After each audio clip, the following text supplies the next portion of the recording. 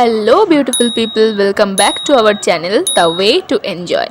তো আজ রবিবার, আর রবিবার হলেই জানো যে একটু মাংসের প্রতি ঝোঁকটা সবার বেশিই থাকে। তাই সকাল সকাল আজ বাজারে চলে গেলাম, বাজার থেকে কিনে আনলাম চিকেন। এরপর দিদি রান্না করে ফেললো চিকেনটা।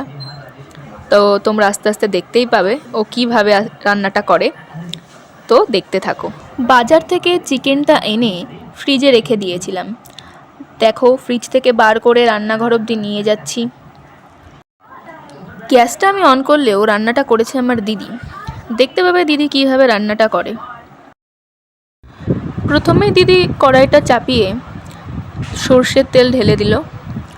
এরপর তেলটা গরম হওয়ার পর আলুগুলো ভেজে নিল। এইবার দিদি আলুতে পরিমাণ মতো নুন দিয়ে দিল। নুন দেওয়ার পর ওর পরিমাণ মতো একটু হলুদ দিল।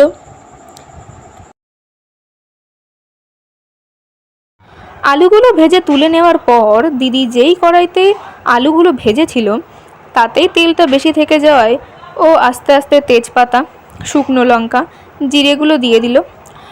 আর তারপরেই একে একে টমেটো কুচি, পেঁয়াজ কুচিগুলো দিয়ে ভালো করে নাড়াচাড়া করে নিল।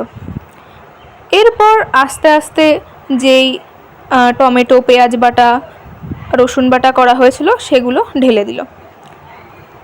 পর এবার দিদি এটাতে ধনের গুঁড়ো দিল, শুকনো লঙ্কার গুঁড়ো দিয়ে দিল।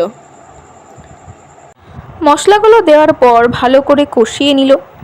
এরপর কষানোর পরেই চিকেনটা ঢেলে দিল আর মশলার সাথে ম্যারিনেট করে নেওয়া হলো। এরপর শুধুমাত্র কষানোর অপেক্ষা। ভালো করে কষানোর পর দিদি মাংসের স্বাদ মতো নুন দিয়ে দিল।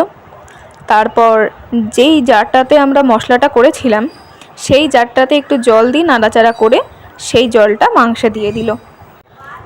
আবারও ভালো করে নাড়াচাড়া করবার পর দিদি আগে থেকে ভেজে রাখা আলুগুলো মাংসে দিয়ে দিল।